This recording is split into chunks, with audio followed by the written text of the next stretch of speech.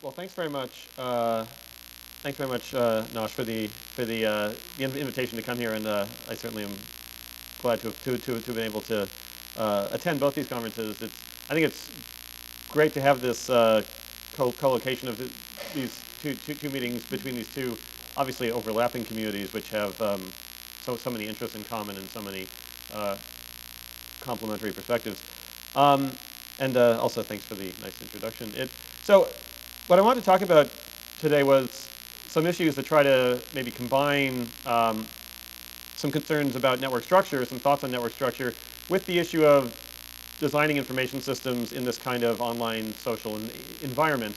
In that way, try to combine several themes going on. It's actually, in a way, a bit daunting to follow this morning's session, which was completely fascinating and a lot of very interesting talks. And in a way, some of what I want to talk about sort of departs from ingredients of those talks. So, I mean, obviously, online social environments, I think, have led to this profound broadening of the design problem for information systems, right? So information systems where we have traditionally worried about issues like computational efficiency and scalability, we now overlay the kind of social feedback effects that happen when you try to design for an audience of millions of users. And so we're seeing these simultaneous complex social feedback effects coupled with the computational effects. And sort of one structure at the heart of this is the idea of an individual's social neighborhood, right? The node in the center being some user that you're designing the system for, and all these links out to all of their friends on some site, in this case, Facebook, to adapt this picture that Cameron Marlowe and his colleagues drew in 2009 of a Facebook engineer who donated his network neighborhood to science and allowed them to put this up there. It this is the basic structure that one deals with for realized applications. And here, really, I think, I mean, a lot of the intuition that, probably most of my intuition, and actually I think for a lot of the community, comes from work that people like Ron Bird have been doing, really sort of thinking about how network structure mediates our interaction with the rest of the world. And I think we see a lot of those ingredients here, right? So, I mean, if we think about some of the talks that happened earlier at NetSci, talked by my student Johan Ugander and by James and Lotta in this morning's session, thinking about this neighborhood as filtering information. And we see it has these characteristic structures in this joint work that Johan and I did with Lars Backstrom and Cameron Marlowe, for example, thinking about the different lobes in the social network, right? The lobe of coworkers, the lobe of old friends from grad school, and thinking about mechanisms of counting those lobes, the number of different ways you're plugged into the world as a means of quantifying engagement, for example. So that's sort of a basic framework that we can think about. Now, what I wanted to add to this was this idea that when we have these links are not all neutral, and they're also not all positive, right? So the language of the online world tends to have this very positive, put these very positive connotations on links. You're constantly connecting to your friends, your fans, your followers, and so forth. But of course, we have opinions about all these people. They can be positive or negative. And to invoke one of the central points from Michael Macy's talk this morning, influence, in turn, can work both positively and negatively, right? Some people we respect, we want to copy them. Some people we actually disagree with, we want to differentiate ourselves from them. And so how do we make sense of opinion and evaluation in a network context like this? And that I want to be the starting point for my talk, and to offer some perspectives from work we've been doing recently on how to think about positive and negative opinion and what it might signify. Now, one of the issues here is that there are really lots of situations online and offline where people express an opinion about someone else or about someone else's content, and the intuitions that we bring to one domain may not apply in other domains. That's something that we'll see here, right? So what are some of the meanings that might get attached to the expression of opinion, right? Well, so on product rating sites, for example, like ePinions, there's the logo for ePinions. It could be I trust, right? So here's one user, they link to another to say I trust their reviews. I tend to agree with them, versus I distrust their reviews. Related, if you look at the political blogosphere, as far as I know, the political blogosphere has no logo of its own, so I've decided to nominate this as the logo for the political blogosphere from Natalie Glantz and Lotta Adamich's work. Right, we link people we agree with, we may link to people we disagree with. Similarly, other kinds of opinions that get expressed in a site that imposes community guidelines or norms for participation, sites like Wikipedia, for example, they do have a logo. For example, we can vote in favor or against admitting people into a community, and this will be another kind of opinion that will come up in this talk, right? So, in particular, on Wikipedia, something we'll be seeing later on, there's this very interesting source of evaluation data that you get, because if Wikipedia has this army of, a couple thousand volunteer system administrators who have great power on the site. They can help resolve disputes, they can lock down articles, they can arbitrate different situations that require some kind of active intervention. And obviously, with great power comes great responsibility, and one needs to actually be vetted by the community. So when you want to become a Wikipedia admin, there's essentially almost an academic tenure and promotion process. You submit your Wikipedia CV to the community, you say, I've edited this many articles, I've done this many good deeds, then there's a public discussion and a public vote, right?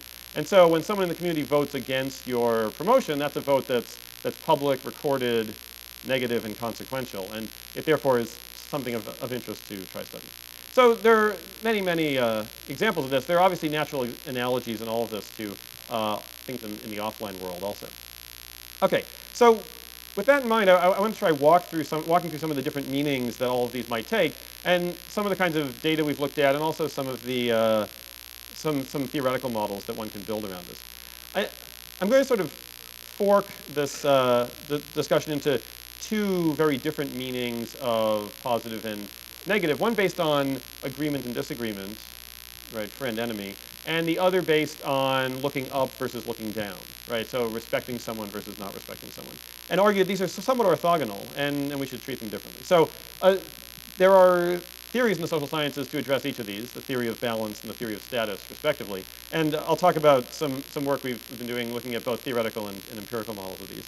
And then in the second part of the talk, I want to sort of investigate two broad themes related to the issue of status. I want to go a little deeper into status. One is some recent joint work with Christian Danescu-Nicolescu Miesel, who's here at this conference, Lillian Lee and Bo Peng, looking at how status and power differences are actually reflected in language usage, okay, in the way that people actually address each other, both offline and even online. And the second issue I wanted to look at with regard to status is the idea of status as an incentive. The idea that status-seeking individuals will behave in certain ways, and the community can thereby create mechanisms where, by seeking status, you do productive work for the community. An issue that shows up a lot in the design of crowdsourcing systems and has sort of deeper roots in the theory of the sociology of science. Okay, so let's try to run through those topics. Let's start with the theory of balance. So the theory of balance is about friend-enemy relations. It dates back, at the very least, to work of Haider in the 1940s, and then formalized in the language of graph theory by Cartwright and Harari in the 1950s. And their idea was to formalize the kind of wisdom contained in these proverbs like, the friend of my friend is my friend, the enemy of my friend is my enemy, and you can read all those. All of these are sort of old bromides that we can recite to each other. I don't want to get too much into the numerology of proverbs, but I will point out a few numerical coincidences in here. So if I think about this as a computer scientist, it's, the blank of my blank is my blank, right? It's sort of like we can fill in slots and memes like Lotta was discussing in the morning. There's sort of three variable positions, and each of those could be either friend or enemy. So 2 times 2 times 2 choices. There are 8 proverbs I could have written down there. But some of those proverbs make no sense. Like, the friend of my friend is my enemy, right? Totally crazy. You wouldn't write that proverb down. Instead, I wrote down the 4 that arguably make sense. And if you think about the 4 that arguably make sense, they are the 4 where the word friend occurs an odd number of times. Okay? The other ones don't really belong up there.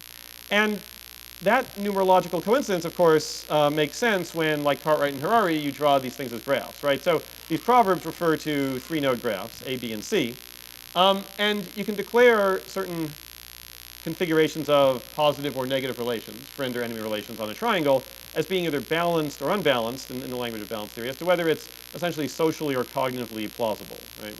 And so here, for example, we have plus, plus, plus on a triangle. That means 3 mutual friends, and that's viewed as balanced. That's a stable configuration. There's nothing that needs to get really worked out there. Similarly, a single plus with 2 minuses is, these 2 people are friends. They have a mutual enemy, and again, we think of that as a balanced structure. Things get more tricky when we look at the other configurations, right? So here we have A is friends with B and C, but B and C are enemies, right? So there's some tension there. There's some potential energy that needs to get worked out, because after all, it's in A's interest to try to get B and C maybe to reconcile, or perhaps failing that, A, turning this into a plus and making it balanced. Or maybe A will end up siding with one of them against the other, turning one of these pluses into a minus and making it balanced that way. And similarly, there's some latent inherent energy in this one, right, these three minuses, because opinions within balance theory differ on this, but I can certainly imagine situations, very high stakes situations, for example, a political primary where three people are currently opposed, but in the end, going into the general election, two of them are going to end up teaming up against the other one, right? The two who dislike each other the least will form some alliance, right? And we see that a lot. Okay, again, I should mention that balance theory is of two minds on this last triangle, right? There are certainly situations where it's a big world out there, and just because you don't like the person who lives down the street and the person who works at the store doesn't necessarily mean that they secretly are forming an alliance against you. Maybe there really are three minds. One could look either way. But in these small group, high stakes situations, one often sees it. Okay, so balance here is really a theory of local consistency, how to impose local consistency in your relationship. But in a sense, the surprise, starting with Frank Harari's work in the 50s, is that balance is also a theory of polarization. At a global level, it results in these things breaking into two separate camps, again, like my Lauda's logo for the political blogosphere. That the theorem is, if all triads in a signed, so I have a signed complete graph. I have a graph where all pairs of nodes are connected, and I put a plus or a minus on each edge. Right? That's going to be my basic structure. And I look at every triangle in that complete graph. Right? They all look like one of these four things. If every single one of them is balanced, then it turns out, according to this theorem, that the only way that can happen is for the nodes to be partitioned into two sets. Right? Let's call them set X and set Y. Everyone in here is mutual friends. Everyone in here is mutual friends with each other. And everyone in between here, they're enemies. Okay? And so the idea is, obviously, in such a structure, all triangles are balanced. Right?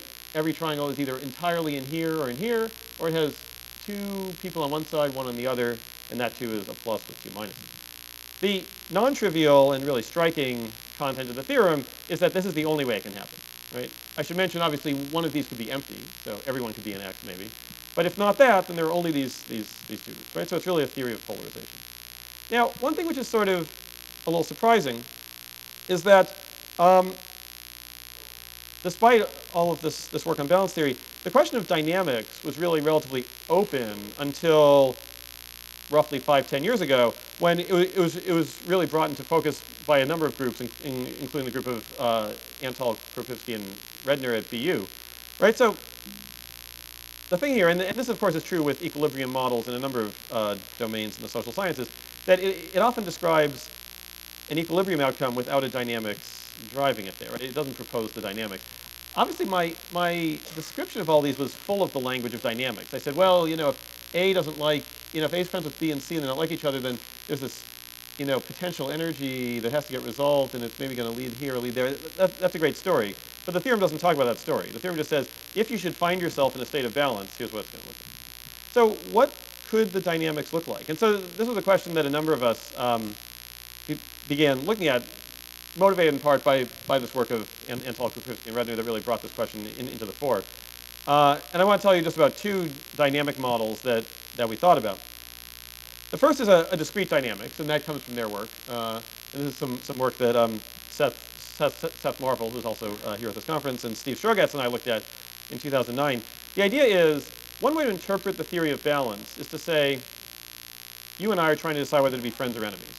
To the extent that we agree on how we feel about third parties, we should be more friendly. And to the extent that we disagree on how we feel about third parties, we should be more unfriendly.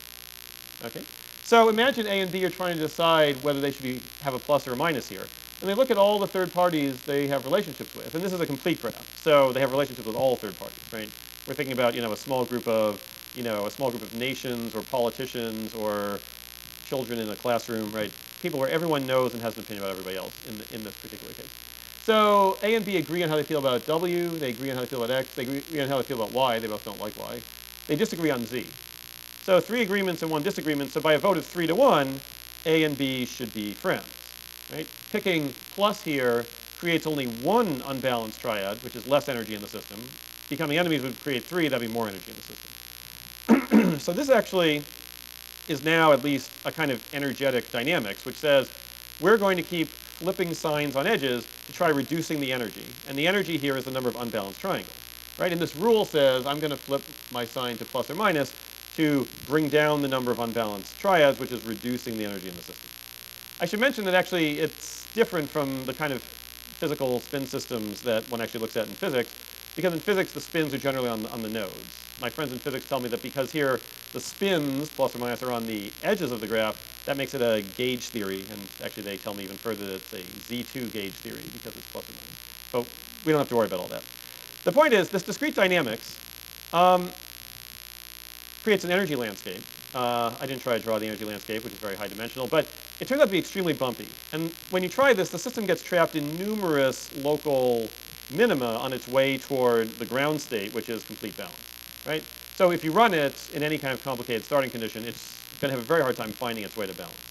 So some of this feels like, so maybe this is a rule that gets trapped a lot. Is there some other rule that manages to sort of glide past all those obstacles and find the bottom of the energy landscape? And it turned out around the same time, a dynamics was proposed that actually achieves that in a very elegant way. And this was some follow-up work that Seth, Steve, and Bobby Kleinberg and I did. A continuous dynamics for balance starts from the same picture, okay? And this was proposed by Kulikowski and his group in Poland in 2005. The idea is that let's imagine that the trick here is not to think about plus or minus, but to think about the edge weight between us as a number. Okay, so it's a real number xij, the edge weight between I and j. And this real number can be positive, meaning friendship, or it can be negative, meaning enemy, but it's not just +1 or -1, it can slide continuously, which is going to give the system much more freedom to move around and avoid obstacles. Now, here's how these numbers evolve, okay, and this is going to be sort of my one slide with sort of some continuous math on it. The system evolves according to a differential equation, but I'll argue it's sort of an intuitive one, right? So let's go back to balance says, to the extent we agree on how we feel about third parties, we're more friendly. To the extent that we disagree, we're less friendly. So, okay, so I and j are deciding how to update xij. So they think about all these third parties k that they have relationships with. And they say, let's look at the product of our relationships with them. xik times xkj. How I feel about them times how you feel about them. They're both numbers. We can multiply them. If we're both positive, that leads to a positive number. And if we're both negative, that leads to a positive number. And if we have mixed sign, that leads to a positive number. If we have mixed sign, it leads to a negative number. Right? So when we agree, it pushes our value up. When we disagree, it pushes it down according to this differential equation. And we sum over everybody. And when you ran the system and you normalized the values so that they didn't blow up too much, you found that the system always, from any random starting condition, seemed to sort of glide its way toward perfect balance. Everything seemed to be sorting itself out. And we were finally able to actually prove that as a theorem, that this system actually is, in a sense, sort of the first dynamics we found that actually takes the Cartwright-Harari picture of this zero energy ground state and actually finds a way to get to it from starting conditions. So the theorem is that for generic initial conditions, and if you keep normalizing the values, then in finite time the system converges to each xij has a very simple form. And that simple form is, I take each node I, and I assign it a number y sub I. Okay? Think of it as that's their position on a one-dimensional spectrum. Okay? And the convergent value of xij is simply the product of yi times yj. So if you and I want to decide how we feel about each other in the limit of the system, you see where you are in the spectrum, see where I am on the spectrum, we multiply those values. Which means if we have the same sign, we're friends. If we have opposite signs, we're enemies. Right? So left are all friends, right are all friends. So it's exactly this picture. These are all the negative yi's, these are all the positive yi's. But the system has to kind of, everything wends its way toward this, starting from a very messed up initial state. Okay. So we had this idea that there were these interesting structures with these balanced triangles, and we wanted to see the extent to which we could actually find this in online data. Right? So we needed to go to situations where people were evaluating each other online. And so we went to places that I mentioned on the third slide. We looked at opinions, where people can express trust or distrust. We looked at Wikipedia, where people vote for or against other people. We looked at Slashdot, where you can declare people as friends or foes. Effectively, we wanted places where edges were, we didn't have to solve the hard problem of manually coding how these two people felt about each other. There was a sign, right? There was a sign attached to the edge, and we could look at that. And so, but when we wanted to do that, we needed to reconcile the fact that this is not the only possible theory, right? So on the next slide, I want to mention a different interpretation of positive and negative evaluations, which is relative status. Okay? So this also comes out of work in the social sciences in the 50s and 60s and had been applied, for example, to product review sites in this influential paper of Guha et al. In 2004. And the idea is, on most of these sites, the link is directed. A links to B, but B might not link back to A. So we only know A's opinion of B. And that asymmetry might be important. It might be that when A links positively to B, A is saying, I look up to B. I feel deferential to B. B is higher status than me. And when A links negatively to B, A is looking down on B. A feels higher status. Now the point is, these are two theories, two very different interpretations of what link signs might mean. And they lead to different aggregate predictions. Okay? And so in some work that Yuri Leskovich and Dan Huttenlocher and I did, we looked at these data sets. And what we found was actually an aggregate tendency toward the status-based interpretation of things. Okay? So how does one distinguish between these two theories? Well, at a quick gloss of the methodology in this paper, if you look at certain triangles, the link sign that gets predicted is actually different between the two theories, right? So probably the most intuitive example is A links to B. It's this red edge, and we want to predict what sign that's going to have. And we know the signs of A to X and X to B. And we know they're both negative. Right? So balance theory would say that, well, A and B have this mutual enemy in X, so if they have a mutual enemy, they should be friends. And if we're talking about political opinions where I know that A and B both strongly disagree with a liberal blogger, maybe they really both are conservative bloggers. But if I'm thinking about a product review site, it says that A doesn't think very highly of X's expertise on digital cameras, and X doesn't think very highly of B's expertise on digital cameras. And so maybe, in fact, A looks down especially strongly on B, right? Because A is above someone who's above B. And in fact, we find that much more strongly in all these online data sets. There are other predictions that status makes that are even a little harder to believe initially, but actually are also borne out in the data. And again, these are all in aggregate, right? Any individual triangle shows up. The question is how it deviates from this prediction. So for example, if B is positive to X and X is positive to A, balance theory finds this very easy. They have a mutual friend. They should be friendly. Status doesn't think of it that way. Status would say, well, B looks up to X, X looks up to A might be actually negative, right? And you can, again, see intuition for that, right? That, again, if we imagine sort of an academic situation where we're listening in on some hiring meeting where B is saying we should really try to recruit X because they're a real star, and we go and we listen in on a hiring meeting where X is saying we should try to recruit A, they're a real star, and then we try to find out what A's opinion about B is. Well, A would probably be polite, but maybe A would actually look down on B. Right? That's what status would say. So, and again, we find that in the data. In aggregate, there's a tendency that the negative edge is overrepresented relative to the data. Now, I should mention a couple things here. One is both of these are going on, and actually, I think there are some really interesting open questions that get churned up by this kind of analysis, because you actually, in a sense, see both status and balance at work, and they're applicable in different parts of the network. So, in particular, many of these links, as I said, only go one way. A links to B, B doesn't link back to A. But in the parts that are reciprocal, where each expresses an opinion about the other, there's more of a tendency toward balance than there is in the rest of the network, right? Making us imagine that perhaps something is happening where these networks are being used, right? They have mixed uses, and when it's for mutual reciprocal relationships, the logic of balance is at work more strongly, whereas when you're referring to people that you don't really know, that are sort of have this asymmetric relation, then the principles of status may be more dominant. I think it also has this interesting design implication, which is that we have these sites where user A is being asked to express their opinion of user B, right? And there's a button, yes, no, plus, minus. And user A attempts to reason with the system that, no, actually my feeling about them is this sort of complex, nuanced thing, and the system says, no, plus, minus. Those are your two choices. Right? We've collapsed everything into this one dimension when really there's at least these two dimensions that balance and status suggest to us. The difference between I agree with you and I respect you. Okay. I'm suddenly discovering I could go into slideshow mode and make this all a little bigger. Okay. So, right, I agree with you, balance theory, I respect you. And to the extent we could separate those out, right, it's possible to agree with people you don't respect and to respect people that you don't agree with. To the extent we could actually find mechanisms to separate those into their two components, I think that would actually be an interesting kind of design issue. Okay, so we did a number of things with this. We built machine learning models, which actually led to a number of interesting further thoughts. One of them was some of the subtle ways in which status is operating on these systems. So let me show you one slide which has remained something of a mystery to us, although we're making progress on it. Okay, so one of the subtle ways in which status operates. So here's what we thought to ourselves. Let's take Wikipedia voting. And so again, remember that voting for adminship means that someone comes up for promotion, they want to be an admin. It's like a tenure or promotion case. And so the community votes on them, positively or negatively.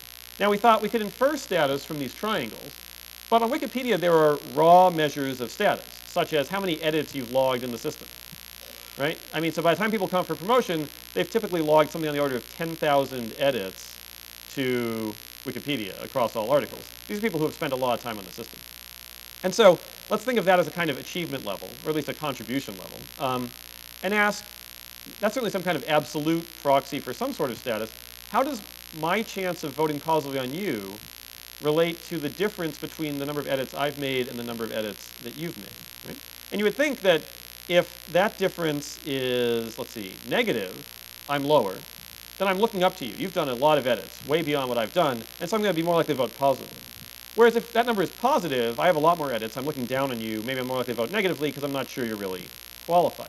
And so we plotted that. That's a very simple curve, right? So this is the baseline. 78% of all votes on Wikipedia are positive, because after all, negative votes are very costly, right? You've just created a relationship where someone is really not happy with you, right, when you vote negatively. So a lot of them are positive. But if what we're thinking is right, this curve should go down. And so we plotted this curve. You know, you do it from the data. And at first we were very happy to see that it went down. And often when Dan, Uri, and I are looking at data, we're sometimes a little slow on the uptake. So probably for the first few weeks, the main thing we noticed was, you know, down. That's good, right? And we did it for Barn Stars, which are these awards, these badges you can get on Wikipedia, and again, tends to be down. And after a couple of weeks, we noticed what was, of course, the much more interesting feature of this plot, and maybe you've noticed it already, that it doesn't just go monotonically down. There's this local minimum here. And the local minimum is right around the difference of 0. Okay. Now, that's sort of a mystery to us, right? Because we can debate what that means, but let me sort of interpret it literally. What's the data saying? It's saying that voters, right, Wikipedians, are particularly harsh on people whose achievement level is exactly the same as their own. Okay? When someone is exactly like you, you're more likely to vote negatively. And then as the difference becomes positive, somehow there's this rebound. And somehow now the chance of voting positively is a little higher. So we thought about this, and there are obviously a number of interpretations that you can impart to this, right? You know, latent competition, a sort of sense of increased understanding of their limitations, all sorts of things. With Uri's student Ashton Anderson, we tried to look at sort of how to disentangle this into its constituent parts. And I don't assert that we actually now understand why this is there, but we at least have tried to sort of resolve it into a sequence of effects that are being combined to produce this. And the combination of effects that we wanted to do was to separate this based on similarity between users, right? So when I go to vote on you, we have a difference in achievement level. We also differ in many other ways. Let's look at, in particular, differences based on our similarity in what we edit. Okay, so similarity in what we edit, we could be in the very similar areas, we could be in very different areas. And does that affect how we vote? And the answer is actually yes. So 3 curves. So I'm going to take this curve, I'm going to break it into 3 curves based on whether the voter candidate pair has very high similarity in what they edit, medium similarity, or low similarity. Okay, just based on the articles they've chosen to edit, right? So am I, you know, someone who edits articles on, you know, matrix computations, and I'm voting on someone who does, you know, spectral algorithms? We're very similar. You know, if I do matrix computations and I'm voting on someone who does Moroccan cuisine, I don't know much about Moroccan cuisine, and we're very different. So these are the 3 curves. And okay, first you notice high similarity, you're more likely to vote positively, medium, and low. But the other is, each of them is now much more approximately monotone. That dip in the middle sort of went away. So where did it go? It was here, but each similarity level is gone. It was actually sort of monotone. Where it went is the differential participation of people based on their similarity, right? So there's a selection effect going on here. If, and this is what's happening here, based on the status difference, right? So when I show up to vote on you, if I'm much higher status than you, you have to ask, I'm busy. I'm off editing my pages on matrix algorithms or Moroccan cuisine. I don't, you know, I'm logging my 30,000 edits on the system, yet I showed up to vote on you. Why did I do that?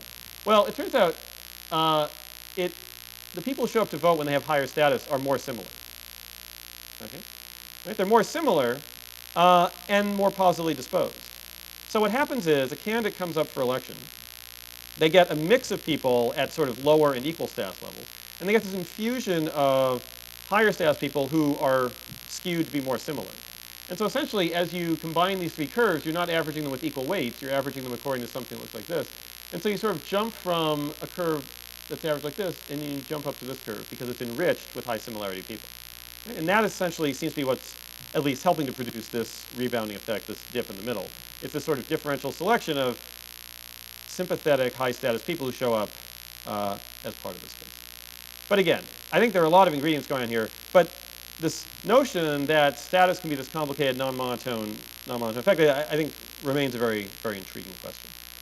Okay, so I want to jump from here into two sort of larger issues. Maybe spend about sort of 10, 15 minutes on each one, and then wrap up. One is, again, language and online networking status. Right? So trying to add language as a feature to all of this, and I'll motivate that starting on the next slide. And then I'll move on to this issue of status as an incentive in the design of these systems. Okay. So language, right? So adding language to these systems, I think, is an enormous opportunity. There have been workshops going on at these conferences that also mention, this big opportunity. Because if you think about it, we start with a picture like on the first slide of just a graph. And the graph is very impressive, and it has a lot of rich structure. And gradually, we begin adding annotations to it. We add pluses and minuses. We add timestamps. We add tie strengths or edge weights. We add periods when people were in contact. We do all those things, and those things all tend to have the form, they're numbers, they're sign bits, because our algorithms can handle those. But really, what's transiting these edges often is text. What's actually flowing across these edges is communication in free text. And I think the sort of fact that we've been maybe, as a community, slower to develop a sort of wide array of techniques for this is simply because it's much, much harder. I can't just take a numerical edge weight, a numerical timestamp. I have to actually do some processing on the text that's flowing across this.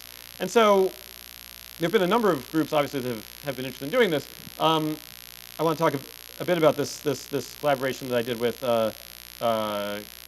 Jon and Lillian and Boal, which appeared at the WWW conference this past year. The idea was, can we detect status or power differences from the language that people use when they talk to each other? Right? If you were looking at this, can you guess which of these people have a kind of equal mutual relationship, which people have a status plus relationship or status negative relationship? Right? How does that work? Now, there have been a number of approaches to this. Some work in the natural language processing community, for example, looked at domain-specific features where you take something like the Enron corpus, all the email among Enron executives which entered the public record, and you look for phrases that are highly correlated with a status difference between the sender and recipient, right? So things like collectivist language suggesting a superior telling a subordinate to do something, things like that. We were interested in more domain-independent measures, things that work across domains using this principle from social psychology known as language coordination. Okay. So let me spend a slide telling you what language coordination is. And here I'll adapt an example from two of my co-authors, Jon and Lillian, who showed actually that language coordination not only takes place in everyday life, but even in the screenplays of films. Okay, so we can take many examples. This is two characters from the movie The Getaway, 1970 movie. This is Steve McQueen, that's Ally McGraw. The guy on the left says, "At least you're outside," and the woman on the right, Ally McGraw, says, "It doesn't make much difference." Okay. One thing you notice here is, so he expressed, "At least you're outside." The idiom he uses has a quantity in it, least, right? And she responds with her own idiomatic construction, which has a quantity in it also, much. Right? So he uses a quantifier, she responds with a quantifier. Okay? And that, in a sense, as formalized in social psych literature, is sort of the crux of what language coordination is. It's the unconscious imitation of function word choices, right? Prepositions, articles, conjunctions, and quantifiers, and many others. When you say something, right, if you're speaking to someone who uses a lot of prepositions, you gradually, subconsciously, and almost immediately start upping the number of prepositions that you use in your sentences. This is clearly happening at some kind of latent level because, after all, I mean, how many prepositions did I just use in the previous sentence? You don't know. I don't know. it's this low-level channel, right, that's happening. But it's actually, the surprising thing in these studies is it's actually present. And I'll show you some things that show it's present to a statistically significant extent. And the point is, right, she didn't have to use a quantifier here. She could have said it doesn't really matter. She could have said it's not really important. But she said it doesn't make much difference. And that's the kind of thing that you see. Any one of these is, of course, coincidental. But in aggregate, you see an effect there. You see that people are echoing these seemingly irrelevant, certainly information-wise, almost irrelevant functional word choices.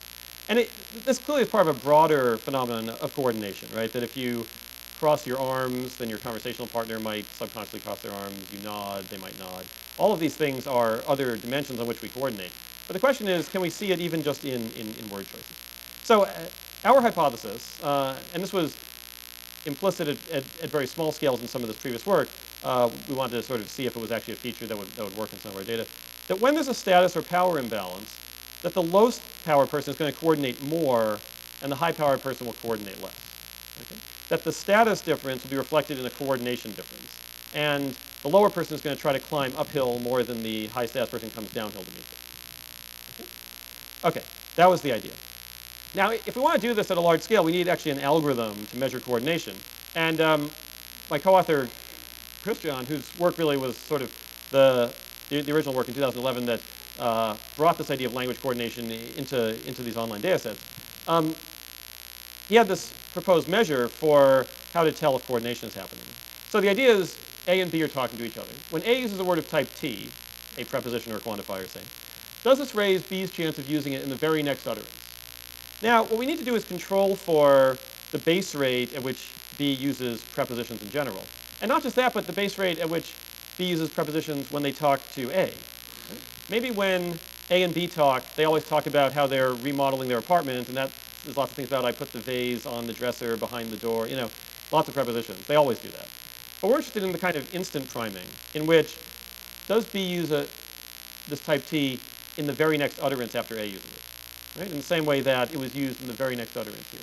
So that's going to be this difference in conditional probabilities. What's the probability that B uses a preposition given that A used a preposition in the very previous utterance minus the probability that B uses the preposition just when they reply to A in general? Okay.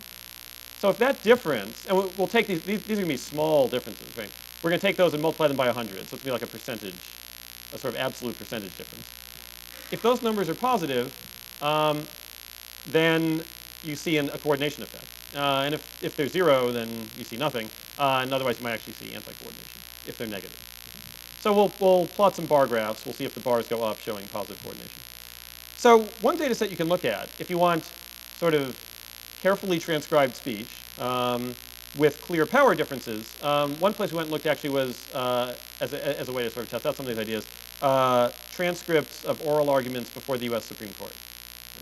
So you transcribe those. There were lawyers talking. There were justices talking. There's a very clear status difference there, a very clear power difference.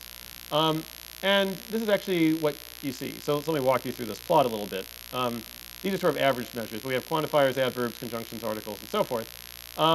These bars could go up or down, right? This is the sort of probability difference normalized on the scale to have integer units, or at least larger units, right? And so these bars could go down as easily as they could go up. If people are anti-coordinating, those things would all be pointing down.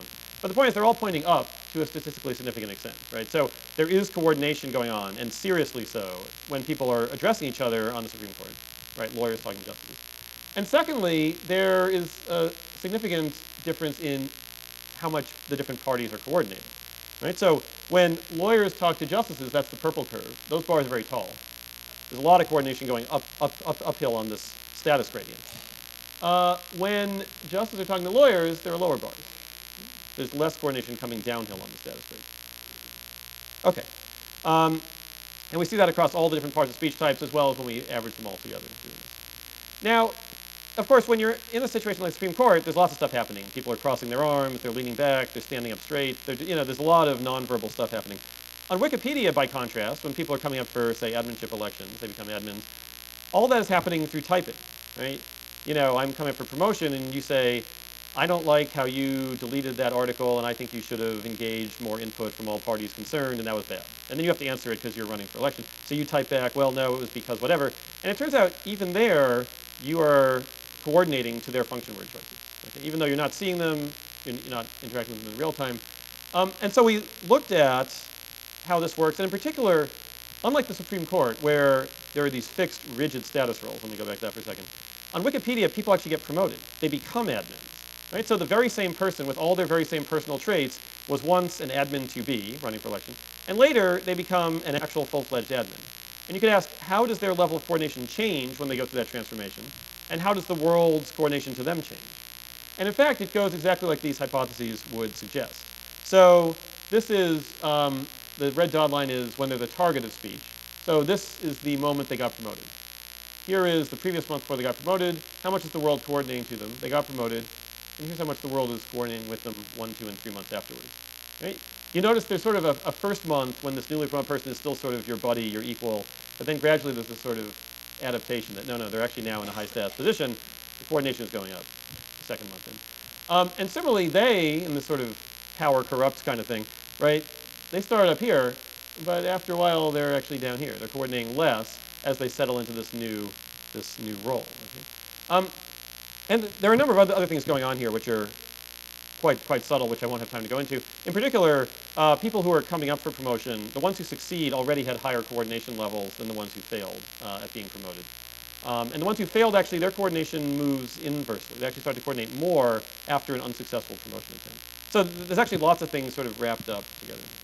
The last thing I want to say about coordination, then move on to status as incentive, which will be my last piece of this talk. Last thing I wanted to say, this is all about fixed notions of status, right? You have high status, you have low status. But as we know from things like social exchange theory, dependence can create a kind of power difference also, right? So at the moment when you're, say, running for election in Wikipedia or elsewhere, you're dependent on these people to like you. That creates a power imbalance where you're lower down. The same thing you could argue happens on the Supreme Court. If a lawyer is arguing to a justice who is ultimately going to vote against them, right? A, lawyer trying to argue, in favor of the healthcare bill is arguing in front of Anthony Scalia or somebody who's obviously widely expected to vote against it. There's a power imbalance. They're working extra hard to try convincing them. If they're arguing for a friendly justice, maybe there's less dependence. Do we see that in the data? And the answer is we actually do. So here we have these same kind of plots, right? They all go up because there's coordination. This is lawyers talking to justices, both bars. The purple is they're talking to a justice who ends up voting against them. And the green is they're talking to a justice who ends up voting for their side. Right? And again, there's a significant difference where they're coordinating more to the people who end up voting against them. Right? Just kind of working harder. And actually you can flip that around, right? Because if there's a bigger power gradient, we should see that from the justice's side also, and we do. That a justice who's going to end up voting for the lawyer is coordinating more with them when they talk. A justice who will end up voting against is coordinating less when they talk to them. So again, it's this notion that language coordination, which is clearly escaping our conscious perception, is present, and it's almost like this sort of, invisible radio frequency that once you tune the dial into it, you suddenly start picking it up. And when you pick it up, you notice things like status differences, you notice things like who ends up being positively disposed toward whom, and overall I think it's a very interesting kind of numerical reduction of a bunch of very messy language data to try learning something about the dynamics within a group, even if we just have online transcripts of their conversation. Okay, so I want to do one final thing here, which is, this has been about sort of observing some of these systems, how they operate, but in the end, we also want to design these systems, and designing them involves building in incentives.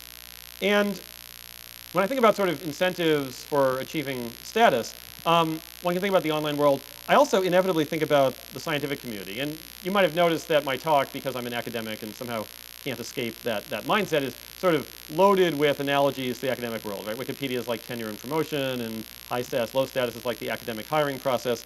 But those analogies are, in a sense, genuine. And we could turn that around and ask how some of these ideas may help us think about how science actually gets done, right? Because in a sense, science is this massively crowdsourced kind of activity.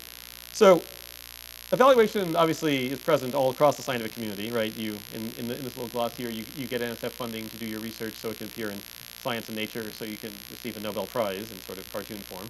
All of these things, funding and publication and prizes, they're all ways of conferring status on people. And although it's decentralized, to some extent, science is sort of a planned economy, right? Committees really do sit down and try to decide who's going to get funded. They sit down and decide what papers will get accepted. They form prize committees and decide who gets prizes. They are trying to actually articulate priorities for the area. And so obviously these show up in online crowdsourced systems, but you would argue they also show up in this massive offline thing that we call science. Now, I started thinking about these analogies actually when I got approached by members of my own community, the computer science community, with a manifesto that they wanted me to sign.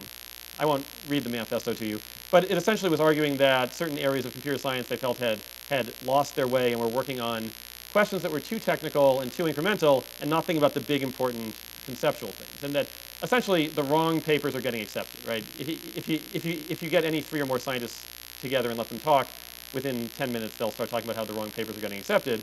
It's sort of a pathology of how scientific credit is allocated that everyone is sort of fascinated by. And this was sort of a manifesto that people wanted to sign on to, trying to formalize that in a particular context. So this was the question I was interested in, right? So if status is serving as an incentive, and we therefore are very energized about the fact that it's being assigned unfairly, can we sort of dissect the different unfair ways in which this is actually happening, right? What are the unfair ways in which people actually acquire status? So you can sort of recognize 2 maybe.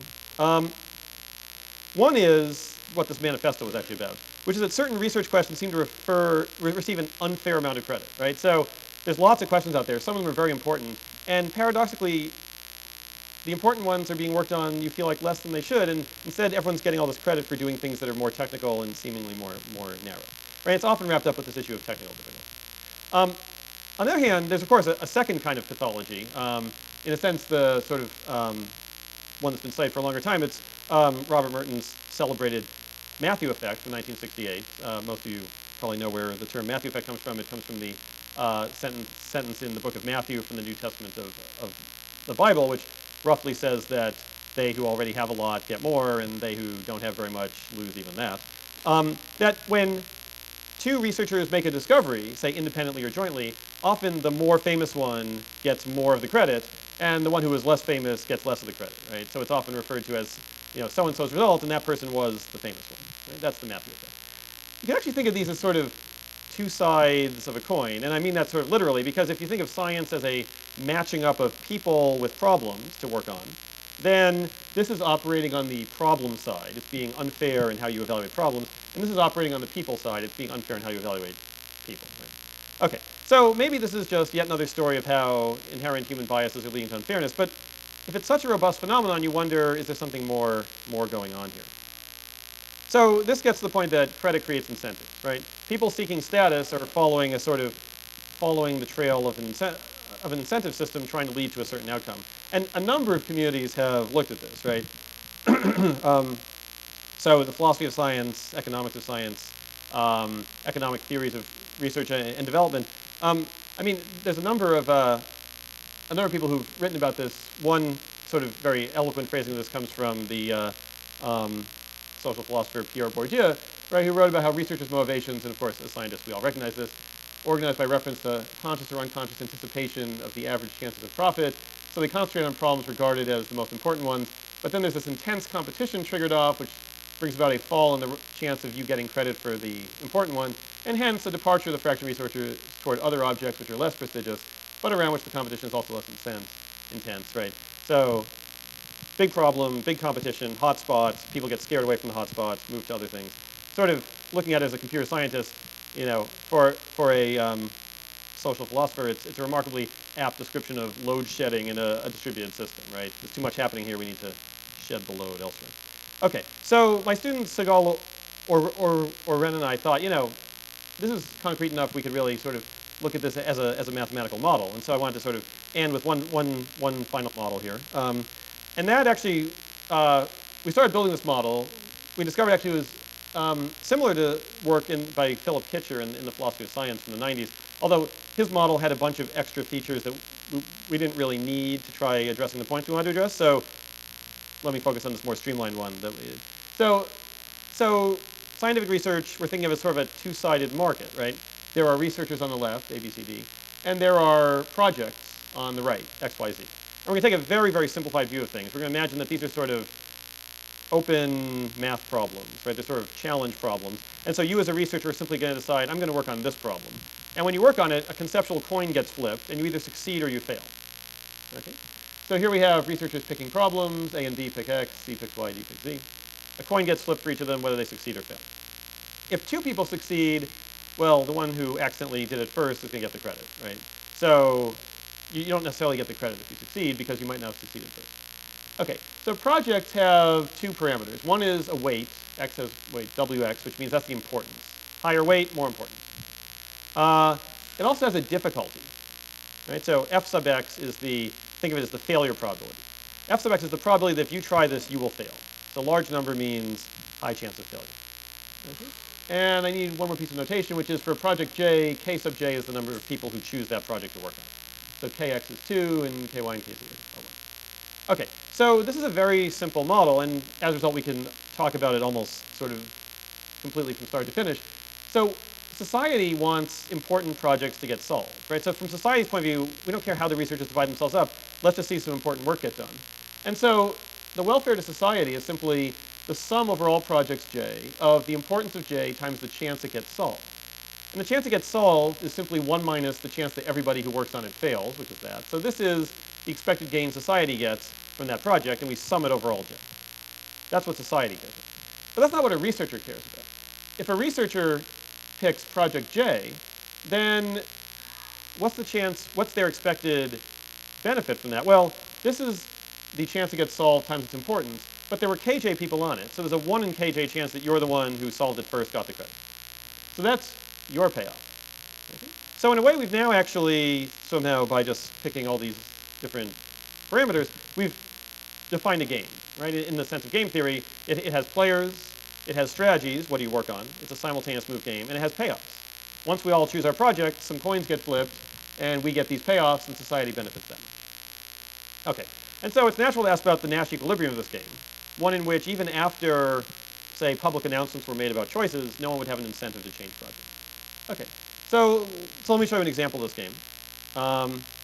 Right, so this is a world with 2 researchers and 2 projects. I just want something very simple so that we can see what's going on. On the left here, so this project has importance 1, difficulty half. This has importance 9/10, difficulty 2/3, which means the lower one is less important and more difficult. Okay, so on the left we have the unique Nash equilibrium. Both players try x because x is easier and more important. They're hoping to get the credit even though they have to compete for it. And so this gets solved with probability 3/4.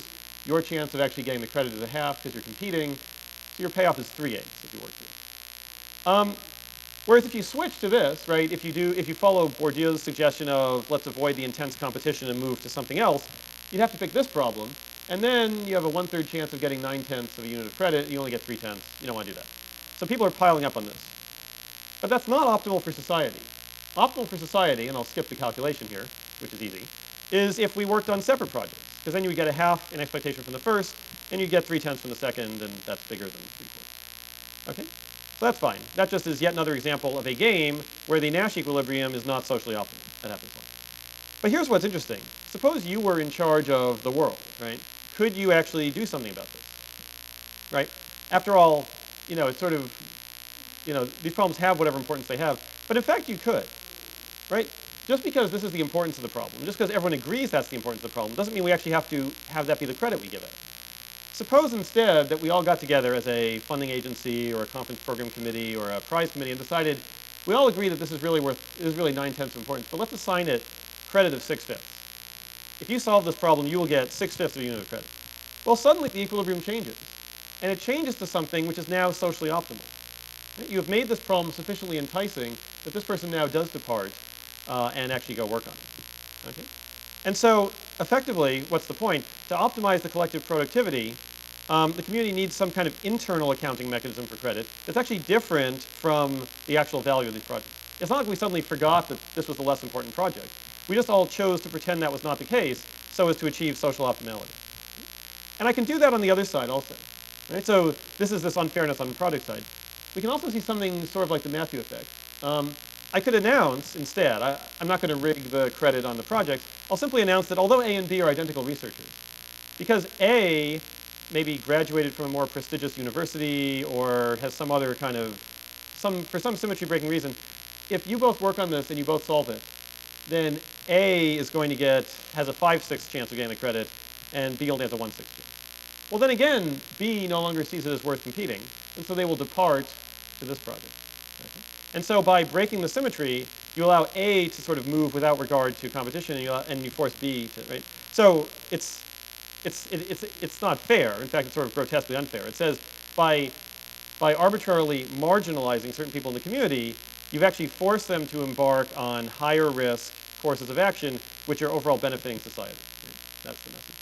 And so these are just a series of examples, but I'm skipping the sort of theoretical part of this work, which is actually a theorem that says for any set of players and projects that you set up this way, there's always a reweighting of the projects or a reweighting of the players so that you can achieve social optimality. And typically, that will be a rather unfair reweighting of things. Okay. And I don't have time to go through all of the math. I just want to show a picture to point out that, in fact, although you can almost see a network starting to emerge here, right? But it's not the network you quite thought. It's the sort of matching market of people to projects. And the way you end up proving this is actually to go back to a very different literature on traffic congestion. And say, really what's happening is I have players and projects. I'm going to build a bipartite graph between them. I'm going to imagine that the players are all actually trying to route their way through the network to this. And effectively what they're doing is congesting these links. They're creating congestion which is socially suboptimal because too many people are working here. And this unfair allocation of credit is effectively acting sort of like a toll. Right? So if this were a road network, I'd be putting a toll here to scare people off. And the analog of that toll in the scientific community is this misallocation of credit, which is causing people to drive on some other route and thereby uncongest the highways being the project. Okay? Okay. So I wanted to wrap up. There's actually a lot of things one can do even just with this model. In particular, looking at heterogeneous players, looking at things like collaboration, like sequentiality in time, limited information, all these things that obviously would be interesting to layer on.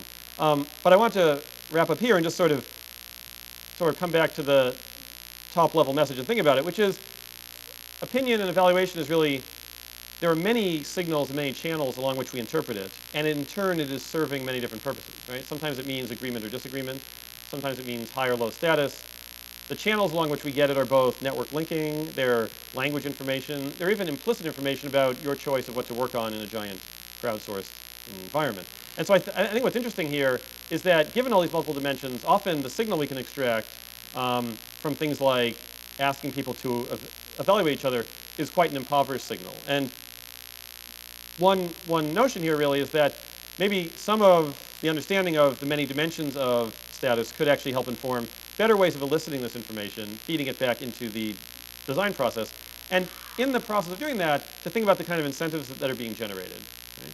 And whether the incentives created by opinion and by status are causing the right kind of work to get done in many of these systems.